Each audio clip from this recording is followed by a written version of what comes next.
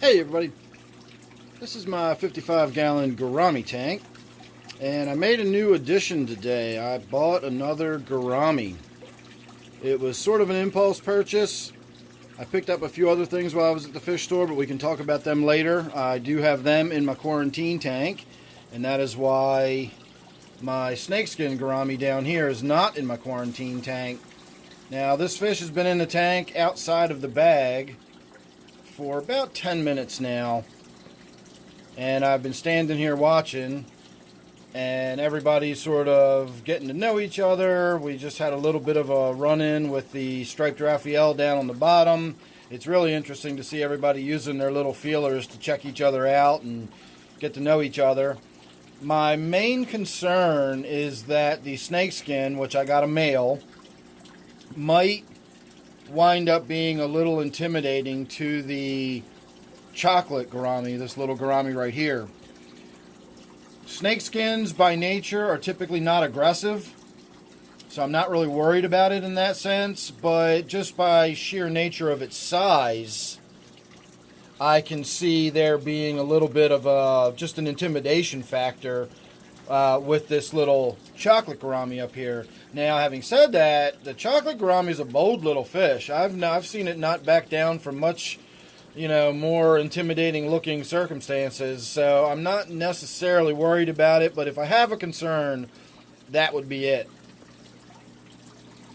The real reason I wanted to get this on video right now is so that you really get a good look at why they call them snakeskin Gourami. You can really see that patterning on this one that shows off that sort of snakeskin look. And that's where they get that name. Unfortunately, that look is mostly because this fish is really stressed out right now. The Gouramis tend to get darker as they get more stressed.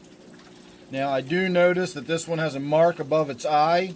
I'm not sure if that's a lesion or if it's simply just a little scratch. Well, I guess technically a scratch would be a lesion too, but I think of a scratch more as an abrasion than a lesion from sort of a disease or something. But I will be keeping an eye on it. I will be keeping an eye on this whole tank. Again, I'm not really a huge fan of putting fish in a tank directly without putting them in quarantine, but my quarantine tank already has other fish in it, and this one's kind of large to put in a 10-gallon tank anyway. Especially for several weeks that I would have to do for quarantine. So I think it'll be all right. I'm just going to have to keep an eye on that little mark above its eye. You can see it right there. It looks like a little scratch or a little bump or something. I'm not really sure what that is. It might just be an anomaly on the fish. I've had plenty of fish that just grew up with weird little marks or spots on them, little deformities on their fins. Who knows? But we now have another Gourami to go in my Gourami tank. We're down to my chocolate Gourami, and then I've got this female honey Gourami that's basically lost all her color. She's just completely washed out. I need to get another honey Gourami in there, a little male for her, and then hopefully she'll brighten back up a little. Although she never was anything more than a drab orange. It was the male that was really colorful, and unfortunately I lost him. And I never seem to have much luck with the pearl Gouramis. I've had a few of them over the years, and they just never seem to last very long. I tried them again recently because they are absolutely beautiful Gouramis, and I was unable to get them to last very long in this tank again.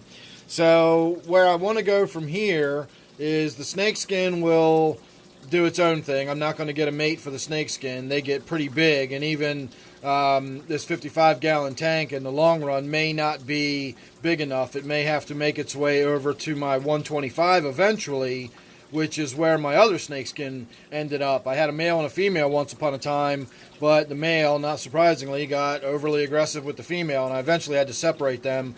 So the female came into this tank, and I eventually lost her to swim bladder issues, and the male went over into my 125 African-themed tank, and about 6 months later I lost that one to swim bladder related issues. But I had both of them for about 4 years, so I wasn't too unhappy with that. They were getting about to the end of their lifespan anyway. Maybe 4 to 6 years is what you can expect out of a Gourami, I would imagine. And so once this one gets settled in, starts getting fattened up a little bit, because it does look a little bit on the thin side, And as I said, I'm going to keep an eye on that little mark it's got on its forehead there.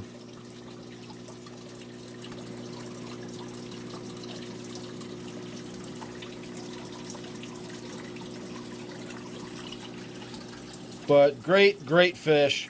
And gouramis, of course, eat algae as well. And a large one like this will be able to do a lot of work here in the tank, keeping the algae down.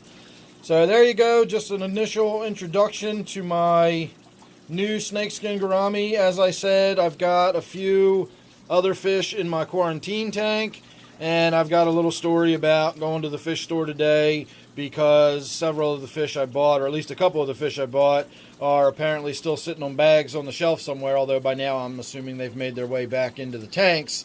But I did not get given all of the fish that I had asked for. Fortunately, I did not get charged for the fish that I didn't bring home, but unfortunately, I didn't bring those fish home, and I was really excited to show them off because they were going to be some cool-looking fish. But we'll save that story for another time when we have a look in my quarantine tank a little later, and we'll get a look at what I did bring home, because that's kind of exciting too. More of a practical fish than a pretty one, but interesting all the same. So make sure you're subscribed, and that way you won't miss anything I got coming up. Don't forget, of course, this one here is my Gourami tank, and you can look forward to more Gourami in this tank here pretty soon in the near future. So thanks for watching. I'll see you real soon in the next one.